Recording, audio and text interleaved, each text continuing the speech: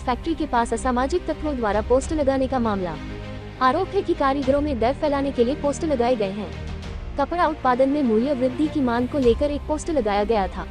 Poster को लेकर Anjani industries में उत्पादन बंद हो गया।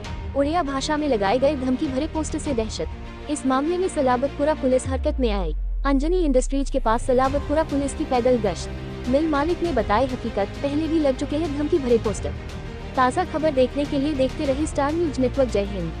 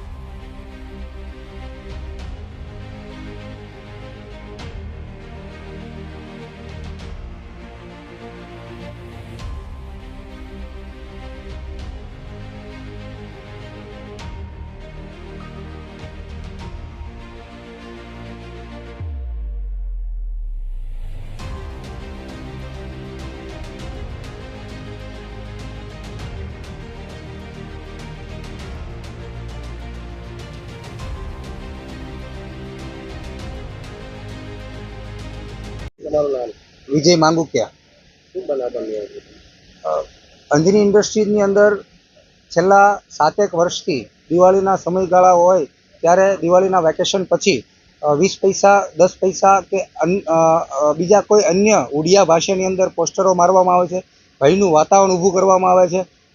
આ વર્ષે દિવાળી પહેલાંનો સમય એટલે કે 1.5 મહિનાનો સમય હજી દિવાળીને બાકી છે અને કારીગરોમાં થનગનાટ હતો કે દિવાળીનું વેકેશન પડે તે પહેલાં થોડું વધારે કામ કરવું, એ રીતે સમય થોડોક વધારે નીકાળી રહ્યા હતા અને વધારે મહેનત કરીને વધારે પગાર કેવી રીતે અમને મળે એવો પ્રયાસ કરી રહ્યા હતા। ત્યારે એવા સમયની અંદર ઉડિયા ભાષાની અંદર 20 પૈસા ભાવ વધારાનું બેનર મારી અને વિવર્સ અને કારીગરો વચ્ચે વયમનસ્યનું વાતાવરણ ઊભું કર્યું છે।